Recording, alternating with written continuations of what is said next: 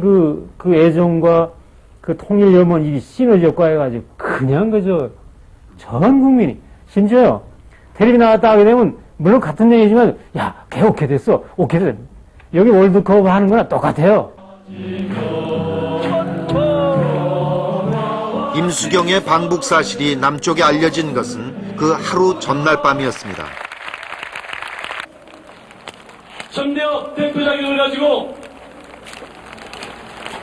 영숙 청년 외국어대학교 임수경 전대협 대표를 11시 현대 동독 베를린에서 평양행을 눈앞에 전대협이 평양에서 열리는 세계 청년 학생 축전에 대표를 파견했다는 사실도 놀라웠지만 그 주인공이 여학생 혼자라는 사실은 더욱 충격적이었습니다.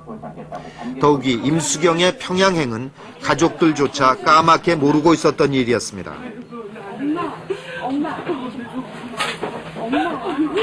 그때는 상상도 못한 데를 평양 갔다니까 이제 우리 딸은 끝이다. 다시는 못 보겠다고 그때 몸부림친 거 생각하면 내가 참 기가 막히죠.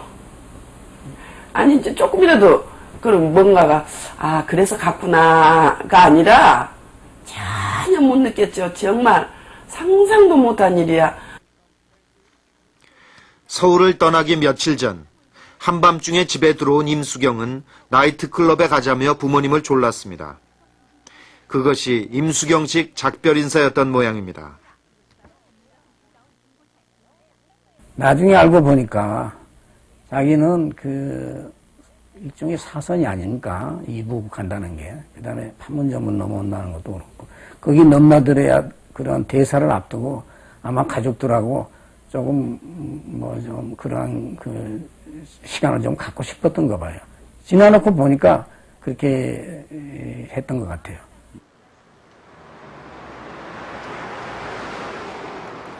(6월 21일) 임수경은 마치 배낭여행을 가는 학생처럼 일본행 비행기에 올랐습니다. 일단 일본에 가서 국내 상황을 지켜본 뒤에 북쪽으로 가는 길을 결정하기로 했을 뿐 치밀한 사전 계획이나 준비는 없었습니다. 그런데 임수경이 떠난 그 이튿날 AFP 통신에서 전대협이 평양에 대표를 파견했다는 보도가 흘러나왔습니다. 발칵 뒤집혔어요.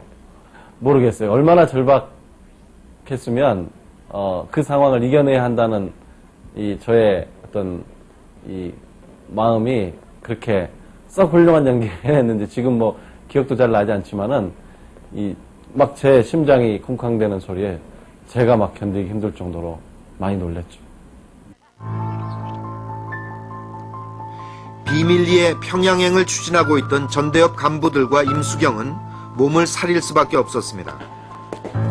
아는 이 하나 없는 도쿄에서 임수경은 여기저기 대학을 돌아다니며 초조한 시간을 보냈습니다.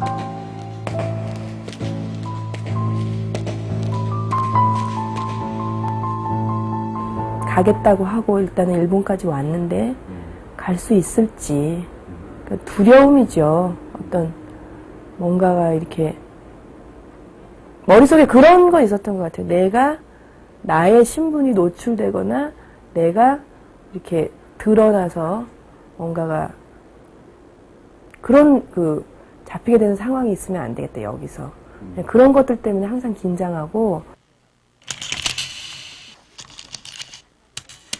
겨우 전대협과 연락이 닿은 임수경은 베를린을 통해서 평양에 가기로 결정합니다. 임수경은 이제 지구 반바퀴를 돌아서 서베를린으로 갑니다. 서베를린에서 교포의 소개로 임수경은 평양에 가는 사람들을 만날 수 있었습니다. 그들과 함께 동베를린으로 간 임수경은 드디어 평양행 비행기에 오릅니다.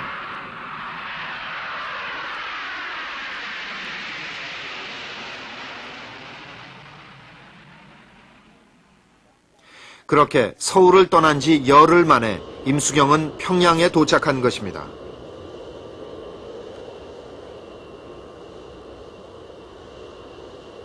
정말 진심으로 저를 환영해 주시고 눈물 흘리시고 굉장히 감격스럽고 그리고 제가 같은 민족으로서 이 땅에 온 것이 굉장히 자랑스럽습니다. 어쩌면 북쪽에 가보지도 못하고 잡힐 수 있다. 아니면 계획이 취소돼서 중간에 돌아올 수도 있다. 이렇게 무엇 하나 확실하게 정해진 거 없이 그저 몇 가지 가능성만 가지고 일단 임수경은 서울을 출발했습니다. 훗날 안기부 요원들이 놀랄 정도로 허술한 계획이었지만 임수경 입장에서는 일이 되려고 했는지 용케 평양 땅을 밟을 수 있었습니다. 어쩌면 정보기관에서 전혀 눈치를 채지 못한 것은 임수경이 정말 배낭여행을 떠나는 평범한 대학생으로 보였기 때문인지도 모릅니다. 평양에 갈 정도면 이른바 운동권 학생 중에서도 핵심 인물일 것이다. 이렇게 예상하기 쉽지만 임수경은 그런 정도의 학생이 아니었습니다. 오히려 그녀는 평범한 학생에 더 가까웠습니다.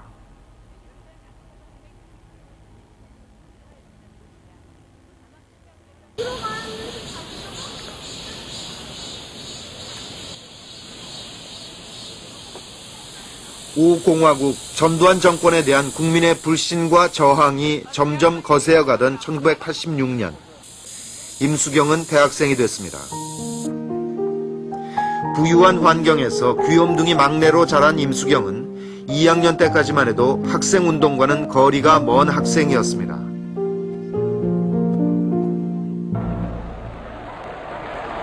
그러나 87년 6월 항쟁을 겪으며 임수경은 달라졌습니다. 민주화가 왜 필요한지, 그리고 그것을 얻기 위해서 대학생인 자신은 어떻게 살아야 하는지를 깨닫게 됩니다.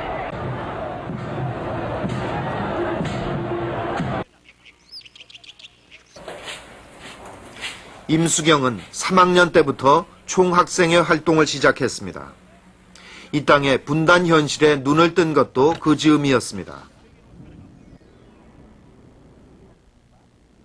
우리가 100만 명의 군중이 시청 앞에 모이고 또 그때 주장했던 게 호헌철폐 독재타도 직선제 개헌. 그래서 직선제로 개헌이 됐고 직선제로 대통령을 뽑는데 우리가 원했던 대통령이 아닌 그런 사람이 대통령이 된 거죠. 그 부분이 거기에서 굉장히 절망했어요. 우리가 요구하는 민주화가 결국 통일운동으로 확장되지 않고는 이 분단 논리, 냉전 논리를 가지고 민주주의를 억압하는 당시 군사정권과 이 수구 세력들을 이겨낼 수 없다고 우리는 생각을 했어요. 88년 명동성당에서 한 청년이 양심수 석방과 올림픽 남북 공동 개최를 요구하며 목숨을 끊었습니다. 그는 서울대생 조성만이었습니다. 갈라진 땅에서 반공 교육을 받아온 젊은이들이 통일운동에 앞장서기 시작했습니다.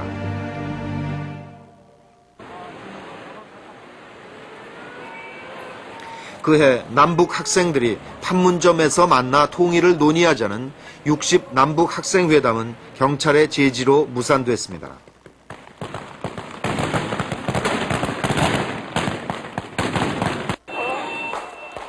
노태우 정권은 통일을 외치는 학생들을 용공이나 좌경으로 몰아붙였습니다.